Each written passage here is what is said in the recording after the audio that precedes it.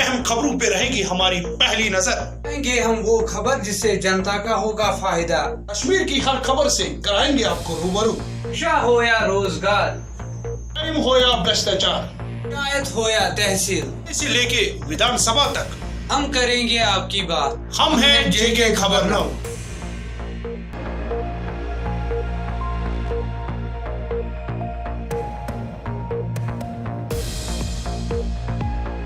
देखिए हर रोज रात के 9 बजे कश्मीर बुलेटिन, सिर्फ और सिर्फ जेके खबर 9। जेके खबर 9 के तमाम देखने वालों को रूफ रात्र का सलाम पहुंचे। आइए नजर डालते हैं आज दिन भर की अहम खबरों पर।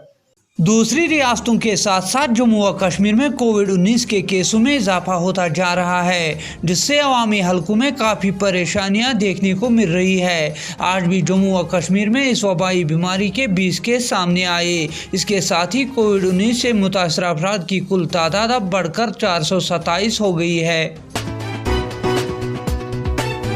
लॉकडाउन की खिलाफ वर्जी करने पर शहर श्रीनगर में आज इंतजामिया ने कार्रवाई अमल में लाते हुए कुछ दुकानों को सील किया और दुकानदारों के खिलाफ कानूनी कार्रवाई अमल में लाई। हरिदेव सिंह ने जम्मू व कश्मीर बैंक की मुंतखब करदा फुर्सत को मंजर आम पर लाने के हवाले से यूं कहा कि साबिक गवर्नर SP मलिक ने एक बार फिर BJP सरकार को बेनकाब किया है। जम्मू कश्मीर बैंक में हुए घोटालों को लेकर पूर्व गवर्नर जम्मू कश्मीर के सत्यपाल मलिक जी ने एक और खुलासा किया है। पहले उन्होंने ये कहा था कि 3000 के करीब बैकडोर अपॉइंटमेंट्स BJP PDP की हुकूमत के दौरान हुई, और अब उनका ये कहना है कि ये जो सिलेक्ट लिस्ट क्वैश की गई है जम्मू कश्मीर में भर्तियों की बैंक में, इसमें जम्मू प्रांत के ज्यादा नौजवान सिलेक्ट हो रहे थे। ये अपने आप में एक बहुत ही सेंसेशनल डिस्क्लोजर है, सनसनीखेज खुलासा है, और भारतीय जनता पार्टी की सरकार के ऊपर बहुत सवालिया निशान खड़े करता है। जो भारतीय जनता पार्टी बड़े बड़े दावे करती थी जम्मू के यूथ को एम्पावर करने के, जो बड़े बड़े दावे करती थी बराबर का अधिकार देने के, जो वादे बार बार करती थी कि सारा भेदभाव जम्मू के साथ जो होता रहा है वो खत्म होगा, उनकी अपनी सरकार में एक सिलेक्ट लिस्ट को इसलिए क्वैश कर दिया गया क्योंकि उसमें जम्मू प्रांत के ज्यादा नौजवान भर्तियों में आ रहे थे, और यह सिलेक्शन एक सेंट्रल एजेंसी ने की थी जो अपनी ट्रांसपेरेंसी के लिए पूरे हिंदुस्तान में जानी जाती है। आज भारतीय जनता पार्टी की सरकार को, इनके लीडर्स को जम्मू कश्मीर के तमाम युवाओं को जवाब देना होगा, जम्मू के एक एक नौजवान को जवाब देना होगा। जिस तरीके से आप एक विश्वासघात कर रहे हैं यहां के नौजवानों के साथ, उसको पैंथर्स पार्टी बर्दाश्त करने के लिए हरगिज तैयार नहीं। इस लिस्ट को आपको रिलीज करना होगा। हरियाणा के वजीर आला मनोहर लाल ने कहा कि तमाम सहाफियों को बीमा कराना जरूरी होगा। आज के इस कोरोना की महामारी के विरुद्ध लड़ाई में हमारे पत्रकार भाई भी अपनी जान को जोखिम में डाल करके कार्य में लगे हैं। हम इनके काम की सराहना करते हैं, और साथ ही हमने ये भी निर्णय लिया है कि कोरोना के इस पीरियड में सभी पत्रकार बंधुओं, चाहे वो एक्रेडिटेड हों अथवा रिकॉग्नाइज्ड हों, इनके लिए हरियाणा सरकार की ओर से 10 लाख रुपए का बीमा किया जाता है।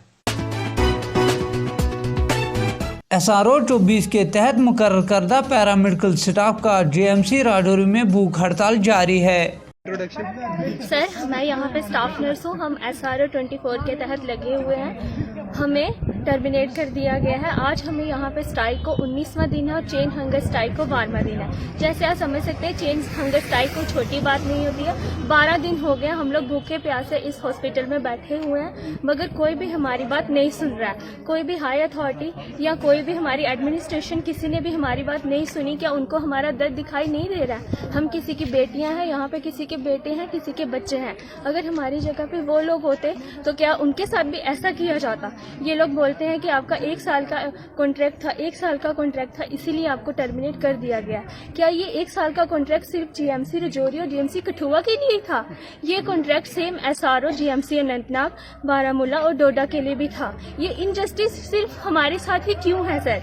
हम लोग बस यही अपील करना चाहते हैं कि हमें, जैसे हमारे एसआरओ में लिखा गया था कि आपका 1 साल का कॉन्ट्रैक्ट है, उसके बाद आपकी परफॉर्मेंस को लेके आपको एक्सटेंशन दी जाएगी। फिर हमारे साथ इनजस्टिस क्यों हुआ है? क्या हमने यहाँ पे काम नहीं किया? हमने दिन रात यहाँ पे कम्युनिटी को सर्व किया है। हमने हमारी ड्यूटी ना होते हुए भी हमें फोन आता था, हम मॉर्निंग करके जाते थे, हमें फोन आता था फलाना स्टाफ और छुट्टी पे है, आप आके नाइट करो।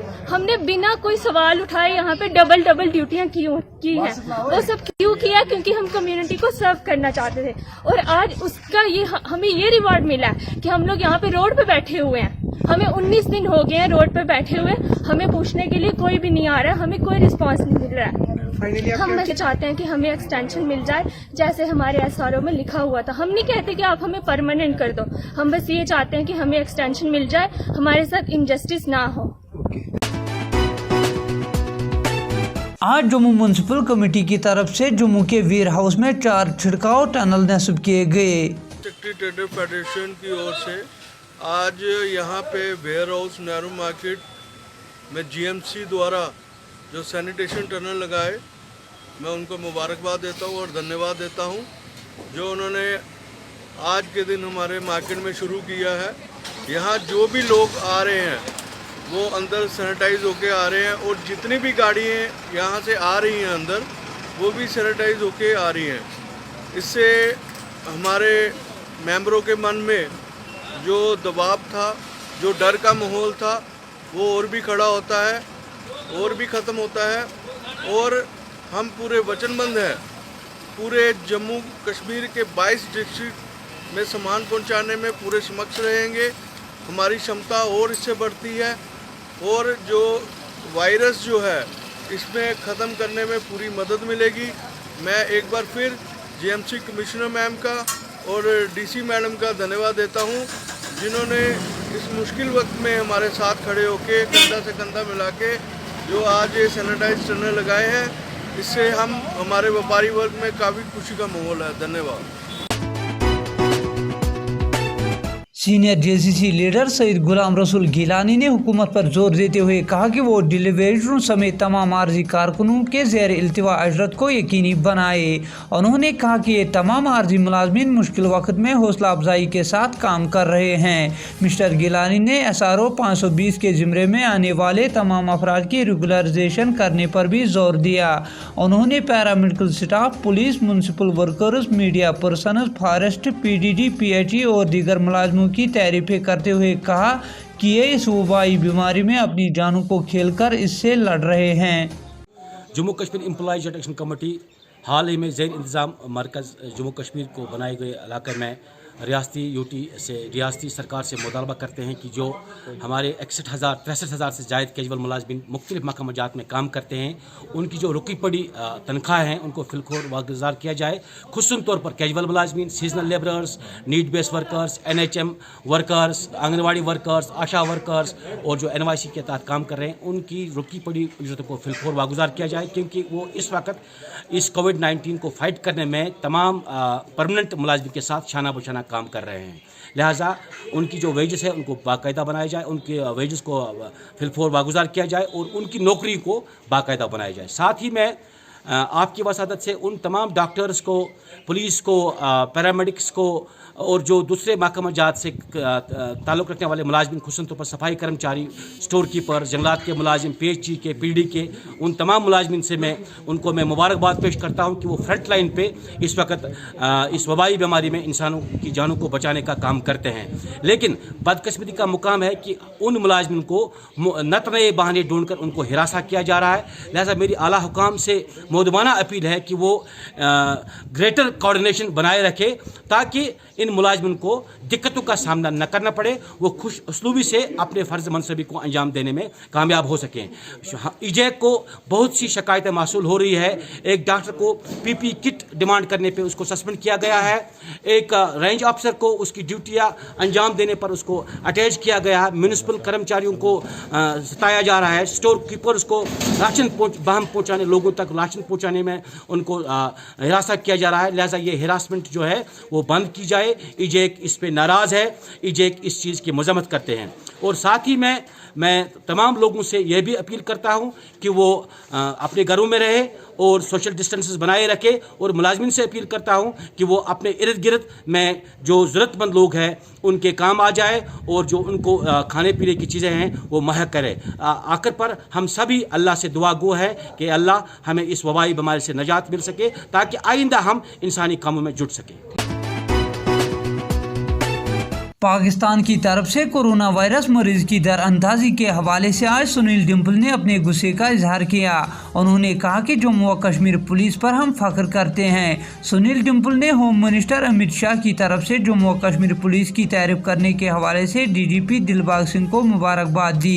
उन्होंने कहा कि चीन ने कोरोना वायरस आलमी जंग शुरू कर दी है।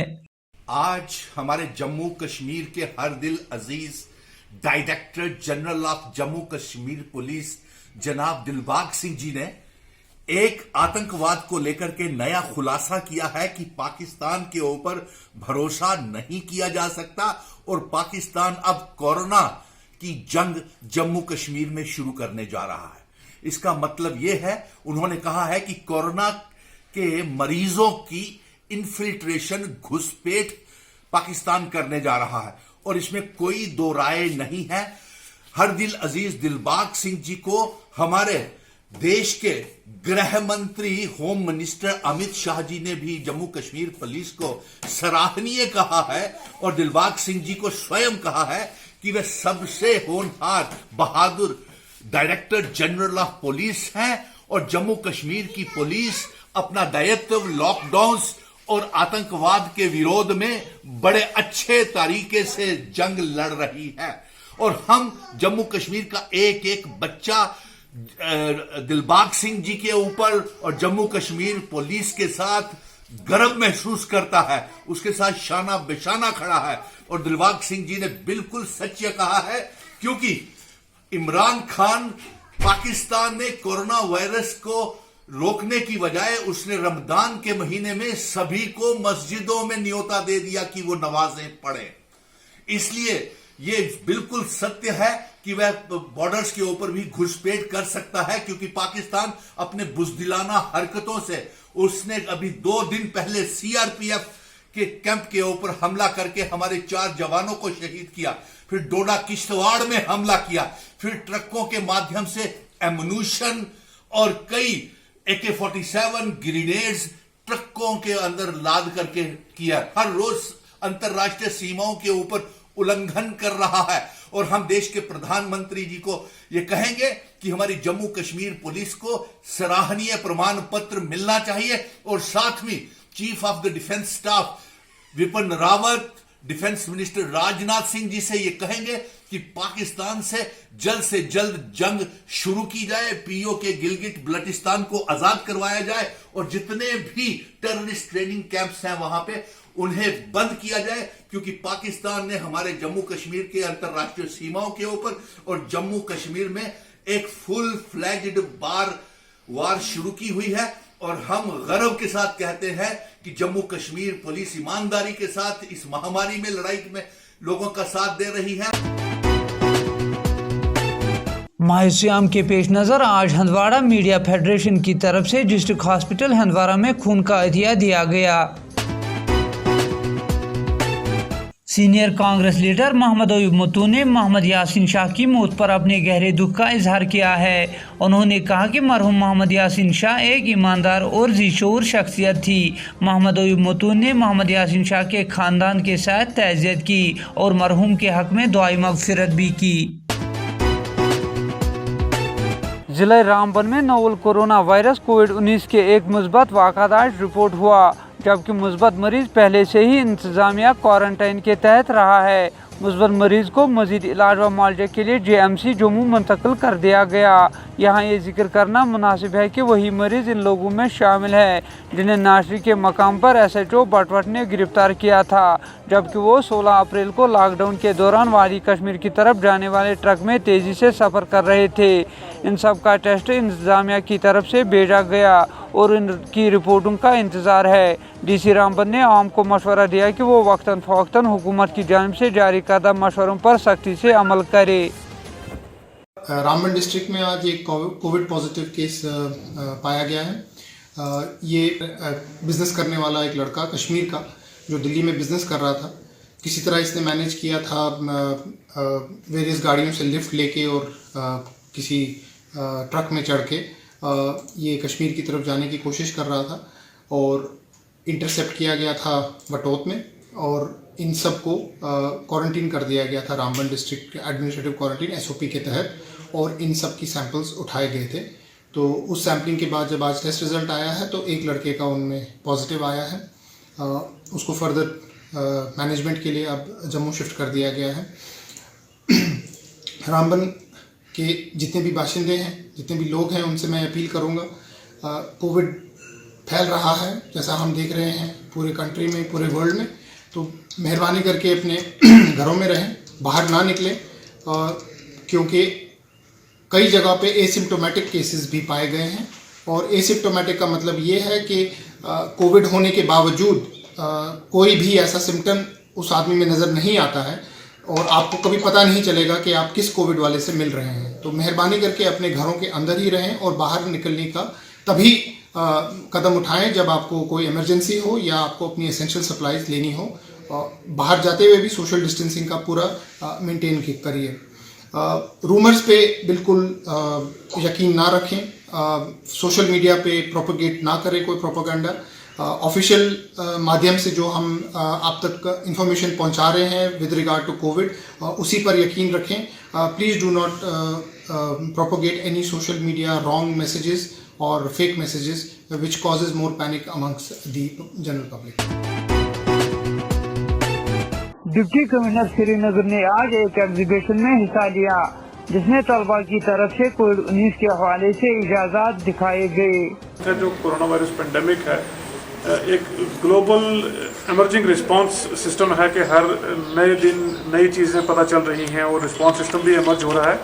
इसी को लेकर चलते श्रीनगर में भी इस किस्म का कंपटीशन था कि लोकल सॉल्यूशंस बनाने के लिए इंजीनियरिंग के लोग, इनोवेटर्स बाकी इसमें इन्वॉल्व होकर आ गए हैं और क्या क्या चीज़ें बनाई जा सकती हैं, मास्क से लेकर वेंटिलेटर तक, या जो इम्पोर्टेंट सॉल्यूशंस दी जा सकती हैं। जैसे ग्लोबली कहीं पे वैक्सीन डेवलप हो रही है, कहीं कुछ हो रहा है, तो श्रीनगर के लोगों ने इसमें कंट्रीब्यूट किया है, जिसमें खास करके टेक्निकल लोग हैं, इंजीनियर शामिल हैं, जिन्होंने अपने लेवल पर डिफरेंट सॉल्यूशंस दी हैं, जिसमें से बेहतरीन जो इमर्ज होंगे उनको अवार्ड भी दिया है। जो भी इनोवेशन है उसको हम सबको मिलकर सपोर्ट करना चाहिए। और जैसे मैंने कहा कि इमर्जिंग चैलेंजेस हैं जो कॉल करते हैं कि इमर्जिंग रिस्पांस होना चाहिए, जिसपे इन लोगों ने किया है और इनको कॉम्प्लीमेंट हम करते हैं और इनको रिवार्ड किया जाएगा। रमज़ान एक पेशेंस का मंथ है और इस बार शायद पेशेंस ज़्यादा ही हम लोगों का टेस्ट होगा, क्योंकि जो चैलेंजेस हम फेस कर रहे हैं इंतज़ामिया की तरफ से हम भरपूर अपनी तरफ से कोशिश करेंगे लोगों को इनकन्वीनियंस कम से कम हो। लोगों की तरफ से हमें एक रीअश्योरेंस चाहिए होगा कॉन्ग्रीगेशनल प्रेयर्स अवॉइड करने के लिए, गैदरिंग अवॉइड करने के लिए, और जो भी इश्यूज या कंसर्न होंगे लोगों तक हम रीच आउट करेंगे। एसेंशियल सर्विसेज, बिजली, पानी, बाकी सारी चीज़ें जो मुहैया करना है वो हमारा कमिटमेंट है, हमारी ड्यूटी है, वो हम करेंगे। उसके अलावा राशन डिस्ट्रीब्यूशन, LPG वो हो रहा है। उसके भी अलावा बहुत सारे लोग जिन तक शायद कोई भी एजेंसी नहीं पहुंच पाती है या उनकी आवाज़ नहीं पहुंच पाती है, लगभग 55,000 फैमिलीज तक रीच आउट का प्लान हमने किया है जो कल रोल आउट होगा। तो हर लेवल पे काम हो रहा है। लोगों की यकीनन इनकन्वीनियंसेस भी काफ़ी होंगे, लेकिन हमारी भी भरपूर कोशिश है उनको मिनिमाइज करने की, लोगों तक रीच आउट। इसके साथ ही दीजिए अपने मेजबान को कल तक के लिए इजाजत। आप जहां भी रहे खुश रहे, सलामत रहे और हमारी YouTube चैनल और Facebook पेज लाइक करना ना भूलिए।